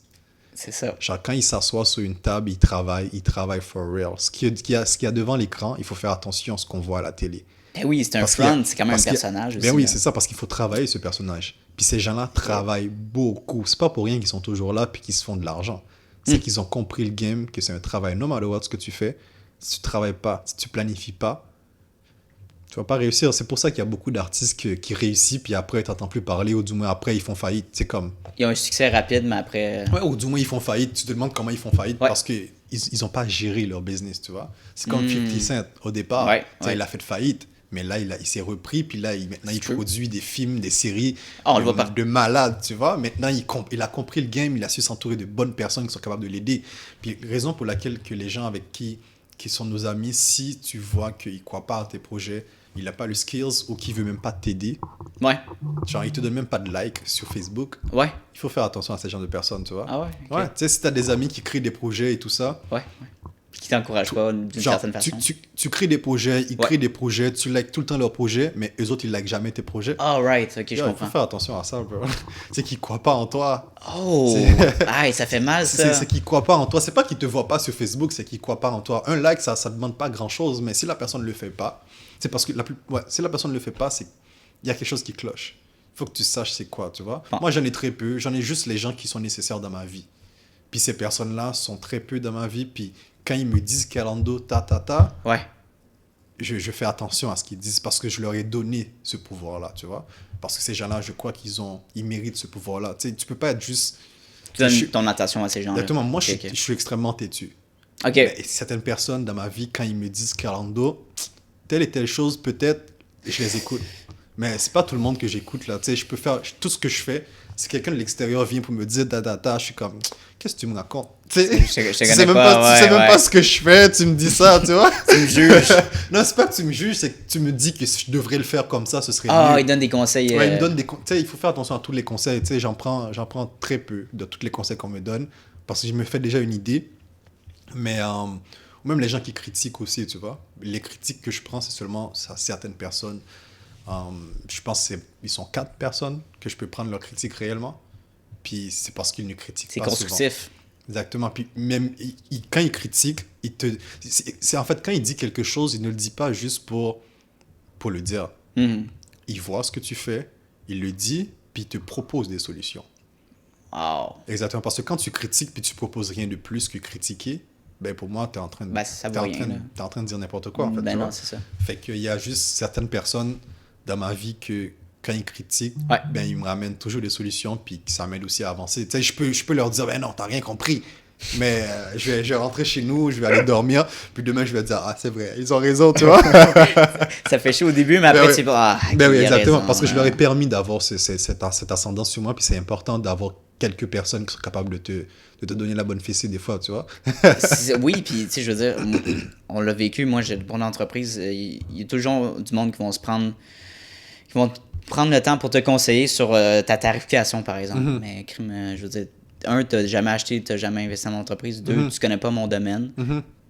Puis, tu sais, tu prends le temps de me critiquer. En fait, il y a beaucoup de monde qui critique puis qui chiale sur peu importe le gouvernement, sur le COVID et tout ça, mais ou sur leurs finances, qui ont des problèmes financiers, mais qui donnent pas de solution. Mm-hmm. Et je dis, fine, OK, t'as trouvé le problème, je vais t'aider à trouver une solution, mais eux, ils veulent pas. Ouais. En fait, ils savent même pas. C'est juste que ça... Il y a mieux chialer que quitter leur situation. Exactement. Fait que moi, je pense que je peux écouter... je pense qu'il y a certaines personnes que tu dois donner des crédits plus que d'autres. Okay. Moi, je fais beaucoup attention aux gens qui sont des beaux parleurs. Fait que si toi, tu es un beau parleur, puis... tu sais, les beaux parleurs, ils ont l'attitude qui vient avec aussi, tu vois. C'est du monde pas très humble. puis qu'ils ont un ego surdimensionné. J'en connais quelques. Puis à chaque fois que j'en parle de beaux parleurs, j'en ai juste en tête une personne en tête. Moi aussi, j'ai une personne en tête, je le vois tout le temps là. Puis je suis comme, damn, c'est des personnes qu'il faut faire attention. C'est du monde qui ont des idées, mais qui ne sont pas sérieux réellement, tu vois. Ils vont te montrer qu'ils ont fait plein de choses, mais ils ont fait des choses, mais sans fond, sans réel travail. Exactement, sans réel travail, ou même qu'il n'y a pas de base sérieuse, tu vois. C'est du monde aussi qu'on voit dans les médias, parce qu'ils sont capables de parler, c'est des beaux parleurs. C'est communication, c'est des bons vendeurs finalement. Exactement, c'est des bons vendeurs, mais pas plus que ça. C'est du monde, à mon avis, qui vont finir par te prendre plus qu'ils t'en donnent, tu vois. Fait que ça, c'est le conseil que je peux donner, fais attention aux beaux parleurs, tu sais. Alors, ça, c'est tellement vrai, À un moment donné, j'ai essayé de m'associer avec quelqu'un, puis ça n'a juste pas fonctionné parce que sur papier, c'était super beau ce qu'il me présentait. Puis finalement, j'ai eu du strict. Quand le COVID a frappé, breakdown complet, puis j'ai plus entendu parler de zéro. Je suis comme, wow, j'ai fait un problème. Là. Il y a quelque chose que j'ai manqué. Là. Qu'est-ce qui se passe avec lui?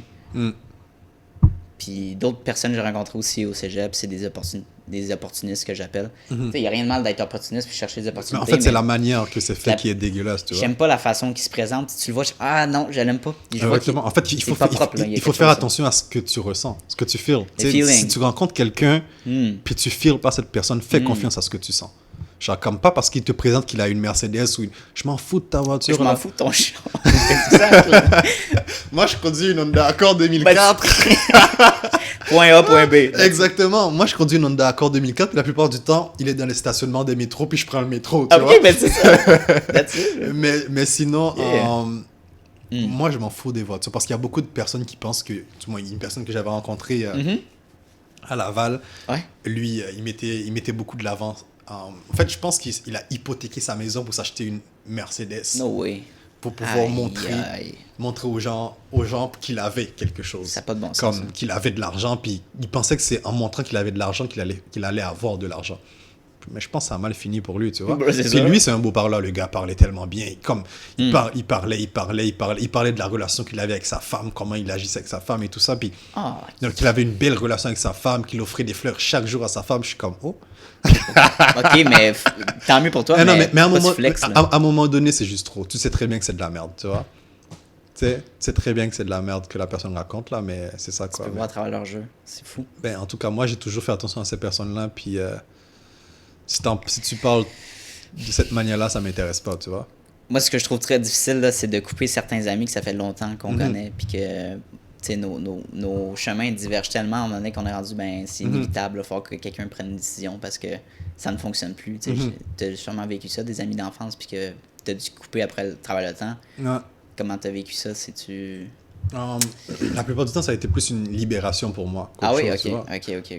Parce que soutenir une relation qui ne fonctionne pas, right. C'est comme avoir des amis, ça peut très probablement être pareil qu'avoir une copine ou être marié, tu vois.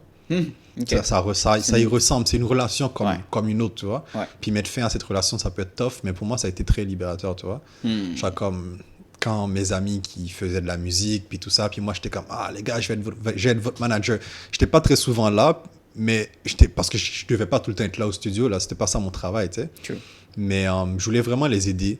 Mais quand je leur disais des trucs qui devaient être faits, que ça n'a jamais été fait, puis je me souviens quand les gars sont arrivés, leur première rencontre avec un producteur, les gars sont arrivés à peu près 1 heure ou 30 minutes en retard pour la rencontre. Et quand j'ai su qu'ils étaient arrivés en retard, c'était après la rencontre, que la rencontre aurait dû se faire beaucoup plus tôt que ça, j'ai pété une coche sur les gars, j'étais comme, c'est pas possible, tu vois. Mais si t'as des amis que t'es pas capable de leur dire leur vérité, puis qu'ils ont, comme ils pensent que tu leur veux du mal, c'est pas des amis, tu vois. Il faut que tes amis soient capables de t'écouter, même si ça leur fait mal. C'est capable d'écouter ce que tu as à dire, parce que je pense que c'est important, tu vois. Très souvent, tu vois pas toi-même tes propres défauts. C'est vrai. C'est à ça que ça sert d'être bien entouré. C'est que les gens vont savoir où tu es en train de bûcher pour t'aider à mieux aller, tu vois. Puis les gars, ils bûchaient. Ils faisaient mais pas bûcher, travailler, là. Ils tombaient, tu sais. Ils faisaient du n'importe quoi, puis ils voulaient pas entendre les critiques, tu vois. Fait que moi, c'était juste trop pour moi. Je leur ai dit les critiques, puis je pense que depuis ce jour-là, c'était ciao, bye. Moi, je pense que ça revient à l'insécurité, puis finalement, c'est ça ressort de cette façon-là, tu sais, qu'on sent pas bien dans notre peau. Puis Puis voilà. Mais je pense que la meilleure manière de surmonter l'insécurité, c'est de le combattre. Tu sais que la personne vient de te dire quelque chose, ça t'a cherché. C'est ton ego. Mais le plus gros défi à faire, c'est de dire, damn, la personne a peut-être raison. Comment je peux lui parler de ça encore pour en tirer davantage, tu vois? Mais c'est tout un travail sur soi à faire, puis c'est pas facile, quoi. Il y a beaucoup plus de monde qui doit faire du développement personnel parce que moi, ça m'a beaucoup aidé, justement, à avoir des meilleures relations avec du monde. Puis des commentaires négatifs, moi, disons sur TikTok, là, j'en reçois tellement du hate, là, des personnes qui envoient des messages nowhere, là, genre random. Ouais, mais quand tu vas le vivre, là, je veux dire, c'est une autre histoire plus jeune, fait que ils se prennent n'importe qui, ils s'en calissent, ils écrivent des, tu sais, genre, on s'en calisse, c'est un message de même, tu sais. Fait que, tu sais, moi je vois ça, mais je le prends pas personnel. Mais ils regardent. Mais c'est ça. Exactement. Moi, je renvoie la médaille. Fait que, tu sais, je fais une vidéo de réponse à ça. Parce que tu peux répondre. Mettons, tu as un commentaire, tu peux répondre en vidéo à ce commentaire-là. Oh, wow. Fait que tu peux dire. Fait que la personne, mettons, qu'elle supprime le commentaire, tu vas quand même voir dans ta vidéo que c'est ce compte-là a commenté. Fait que, bon. Ce que j'ai fait, c'est que la personne qui a dit on s'en calisse, j'ai dit, bon, disons, Stéphane, je te remercie de ton commentaire. Tu sais, moi, je vais te donner 2 raisons pourquoi je ne supprime pas les commentaires de ce genre-là. La première, c'est que tu boostes l'engagement. Donc, dès que tu commentes sur mes vidéos, ben, je veux dire, plus de monde va voir ma vidéo sur la For You page. Ainsi, tu m'amènes beaucoup plus de personnes pour voir mon podcast. Puis, la deuxième raison, c'est que j'essaie de me mettre en arrière dans la peau de cette personne-là. Peut-être que ça va pas bien à la maison. Peut-être qu'ils ont des problèmes, puis que la seule façon de cope ça, c'est de mettre de l'avant, puis t'envoyer chez du monde.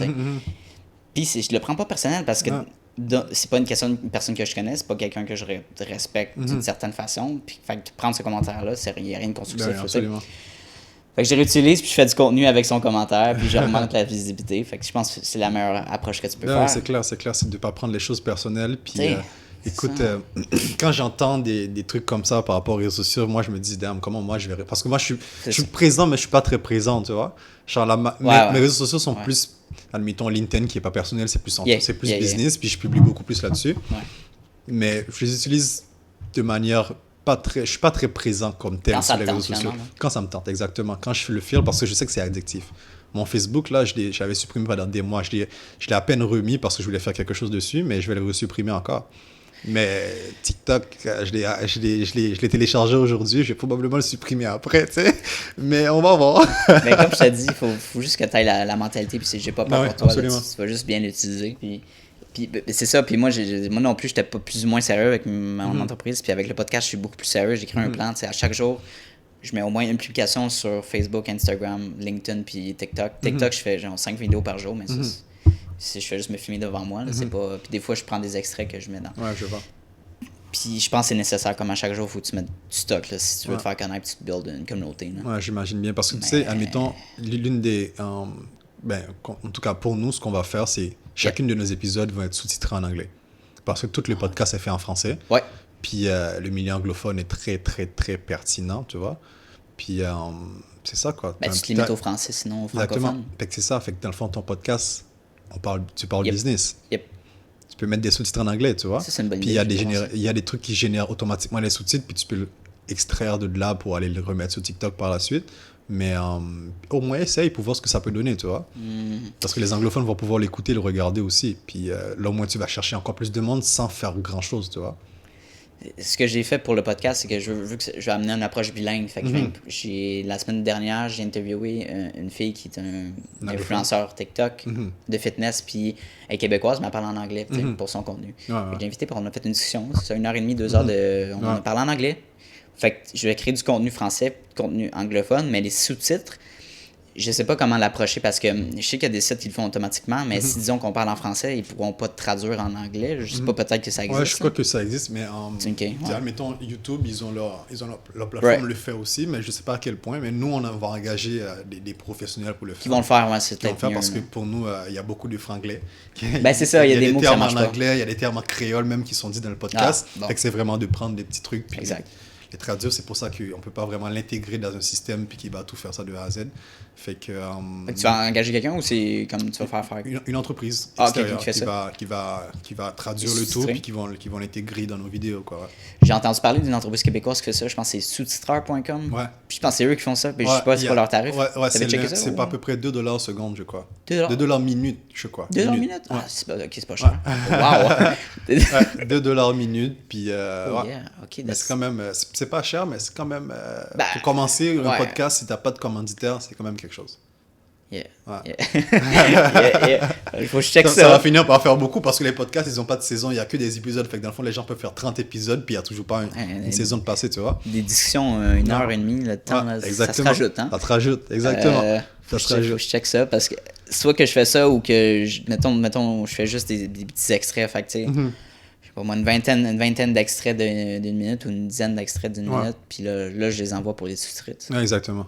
Il y a plusieurs options, là. Ouais, tu peux faire effectivement les extraits avec des sous-titres, puis sinon sans. Parce que le long form, je commence à revoir pour le repost au complet. J'avais des problèmes d'enregistrement au début pour repost avec l'audio puis la vidéo, mais là, j'ai pu trouver une fonction. Et je vais le mettre sur YouTube, fait que là, ça va être un autre type de contenu. Sur Spotify aussi, maintenant, tu peux mettre ta vidéo et l'audio. Fait que c'est une nouvelle fonctionnalité. Oh, ok, tu peux mettre la vidéo sur Spotify maintenant? Genre sur le site Joe Rogan tantôt, mais tu peux mettre genre vidéo puis audio. Oh wow, je savais pas qu'on pouvait faire ça sur Spotify. Et je sais, moi avec les vidéos? C'est très très cool. Ok. Je sais pas pour Apple Podcast, mais je sais pour Spotify, tu peux faire ça. Ah. Fait que ça, c'est très cool. Là. C'est pour prendre en compte. Là. Ok, c'est parfait, man. Sure. Ouais, exact. Puis au niveau, est-ce que tu investis ailleurs que dans ton entreprise? Est-ce que tu as des investissements comme en bourse? Ou... écoute, j'ai essayé la bourse, là, mais... Ouais. Non, c'est pas... J'ai quoi, $120 d'investi? Ouais. Yeah. La dernière fois, ça a monté à 150, puis ça a redescendu à 123. J'étais comme, ah bon. Mais sinon, j'investis pas plus que ça. Tu sais, je pense qu'il était important pour moi de... En fait, j'ai investi beaucoup dans mon entreprise. Je comprends. Financièrement, personnellement, mon temps et tout ça.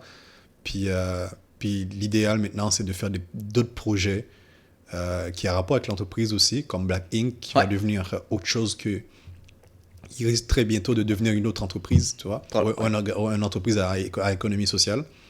Ah, ok. Puis ce qui va nous permettre aussi d'avoir une... étant donné que ça va être une entreprise à économie sociale, on va pouvoir aller chercher des fonds qui va nous permettre d'aller plus grand, tu vois, comme entreprise. Puis il y a beaucoup de choses à faire avec Black Ink que j'ai vraiment hâte de mettre de l'avant. Mais sinon, c'est ça, quoi. Mais non, présentement, je me concentre sur InnovaPub, puis tout ce qu'on fait, tout ce qu'on va faire éventuellement aussi. Il y a des choses que je ne peux pas vraiment parler. Non, c'est correct. C'est des projets secrets. Mais c'est ça, quoi. On travaille là-dessus, ouais. Puis pour nous, les personnes qui nous écoutent, une entreprise à économie sociale, qu'est-ce que c'est? Ben en fait, grosso modo, c'est une entreprise, c'est pas une OBNL, tu vois, un organisme à but non lucratif. Ouais. C'est une entreprise qui a une mission sociale. En fait, il y a beaucoup d'entreprises qui ont des missions sociales, mais qui sont des entreprises privées, tu vois. Ouais. Fait que ça signifie tout le montant qu'ils gagnent reste pour les actionnaires. Ouais. Mais une entreprise à économie sociale, tout ne reste pas pour les actionnaires, tu vois. Genre les actionnaires, oui, ils ont leur salaire, ils ont des actions et tout ça, mais l'avantage, c'est que pour l'organisation, c'est que l'argent qui est gagné, ce qui reste, va être réinvesti dans la mission de l'entreprise, tu vois. Comme par exemple, nous, c'est d'encourager, pour Black Ink, c'est d'encourager l'entrepreneuriat dans nos communautés, dans les communautés noires.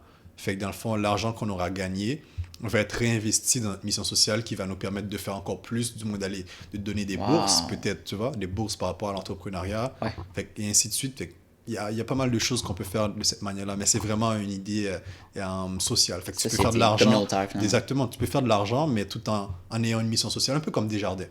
Desjardins, c'est l'entreprise parfaite en économie sociale, tu vois. Fait que Desjardins, c'est une banque, une caisse, une caisse, whatever, tu sais. Mais il te donne un montant à chaque année. À chacun de ses membres, il donne un montant. Fait que c'est ça, quoi. Fait que c'est vraiment ça aussi, une entreprise à économie sociale, ça ressemble à ça. Mais il y a différents types d'entreprises qu'on peut avoir, fait que, ouais. Wow, OK. Intéressant. Puis qu'est-ce qu'on peut attendre de Carlando dans les prochaines années? Oh, God. Donc, tes goals personnels, tes goals... reprendre une entreprise, je veux dire, ça c'est clair, dans les prochaines années. Je vais m'y mettre sérieusement là-dessus. Ouais. Personnellement parlant, j'espère faire plus de voyages. COVID me l'empêche. Ouais, moi, c'est hâte aussi. J'avais une liste de pays à visiter. COVID m'a empêché, tu vois. Yeah. Mais, puis éventuellement, c'est ça, quoi. Avoir une famille, peut-être. T'sais. Ouais. T'es-tu en couple, là? Ouais, je suis en couple. Puis ça se développe là-dessus? Ouais, exactement. Why not?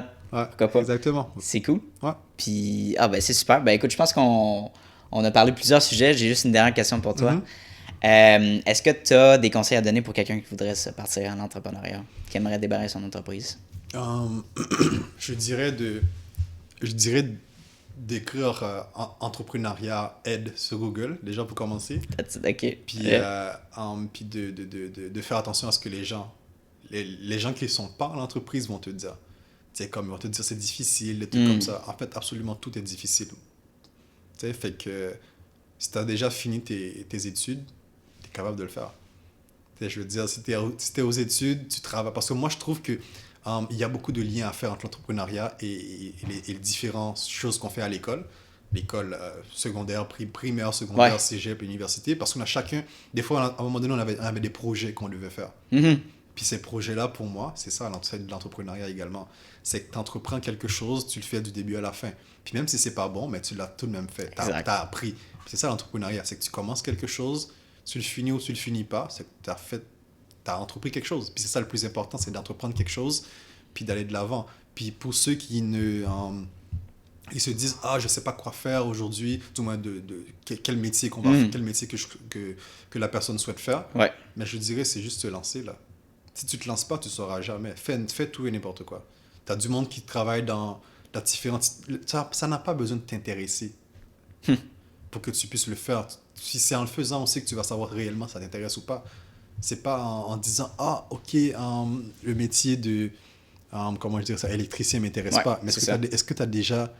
Est-ce que tu connais la... Tu as déjà essayé? Tu as déjà essayé, ou du moins tu as parlé avec un électricien. Est-ce que tu as déjà fait même visser une ampoule? Exact. Tu veux savoir si ça t'intéresse ou pas, tu vois. Il faut que tu t'y intéresses d'une manière ou d'une autre, en faisant des recherches par rapport à ça.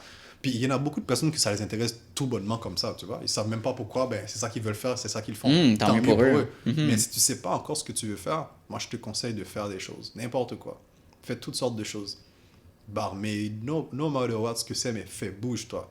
Bouge-toi, puis si tu bouges pas, tu coules, quoi. C'est comme nager. Moi, je sais pas nager pour de vrai, mais...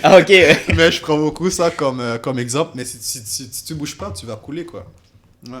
C'est tellement un bon conseil, puis je veux dire, faut s'entendre quand on est jeune, on ne sait pas ce qu'on aime exactement. On a quelques hobbies, mais on ne sait pas, là, tu sais, les jeunes qui quittent le secondaire, aller quoi, quel sujet étudier, faut se lancer, faut essayer un programme, puis après tu rencontres du monde, certaines personnes qui discutent de ça. Exactement, mais en fait c'est ça, comme tu dis, des hobbies. Il y a beaucoup de personnes qui ne savent pas ce qu'ils veulent faire d'une manière, parce qu'ils pensent très souvent à des métiers très traditionnels, comme médecin, avocat, comptable et tout comme ça. Puis ils se disent, c'est pas mon truc. Tant mieux, si c'est pas ton truc vraiment, tant mieux. C'est ça. Parce qu'il y a pas mal de choses qui sont beaucoup plus intéressantes que ça et beaucoup plus payants que ces métiers-là, tu vois, que ces vieux métiers-là. Mais qu'est-ce que tu aimes faire quand tu es chez toi tout seul? Déjà là, pour commencer, tu vois. Quand tu es chez toi tout seul ou avec ta famille, est-ce que tu aimes jouer à des jeux de société? Ça c'est déjà des business que tu peux faire là-dessus. Créer des applications de jeux de société. C'est des trucs comme ça, I don't know.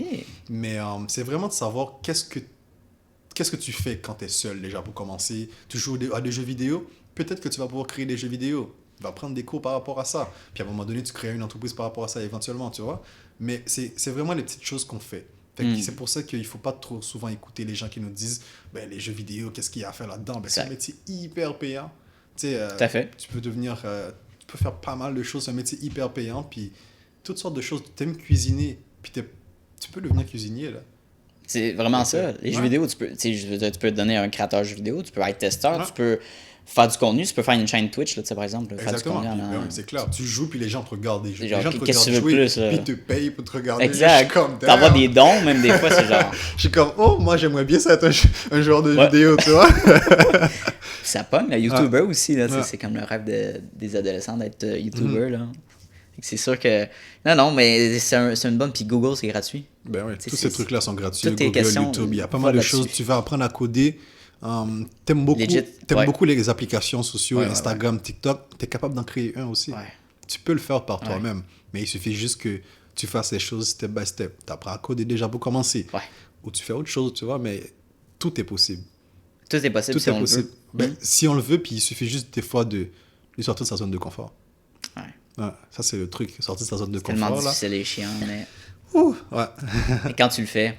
Ouais, ça vaut la peine après, quoi. Ouais. C'est une question de répétition. Il faut répéter, puis ça finit par rentrer, quoi. Wow. Ben, bien dit, mon cher. Merci beaucoup encore d'être venu aujourd'hui. Ça fait plaisir. Puis ça, merci pour l'invitation. Ben, ça me fait plaisir. Si tu veux, on se reprendra une autre discussion, une suite avec faire un truc avec Black Ink là, en conjoint. Why not? Ça serait vraiment nice. Ça serait bien. Je te souhaite beaucoup de succès dans Innovapub aussi. Ouais, merci. Donc merci. Voilà. Mais toi aussi, man. Merci hein. Allez. Ça fait plaisir. Ciao. Cool. T'as aimé ça? Ouais, c'était vraiment cool. Alright, mon cher. Bon, ben c'est déjà la fin de l'épisode. Je voulais commencer par vous remercier de votre temps pour l'écoute de mon podcast. Honnêtement, ça me rend incroyablement heureux de recevoir vos messages d'encouragement donc sur les réseaux sociaux. Merci beaucoup. Puis, si vous avez aimé l'enregistrement, ben, n'hésitez pas à le partager à vos amis, à votre famille ou à des personnes dans votre cercle d'entourage qui seraient intéressés par l'entrepreneuriat ou par le monde des affaires. Maintenant, à savoir que le podcast il est disponible sur Spotify, sur Apple Podcast et prochainement sur les différentes plateformes Android de podcast. Donc, c'était Jason Business avec Anthony Vézina.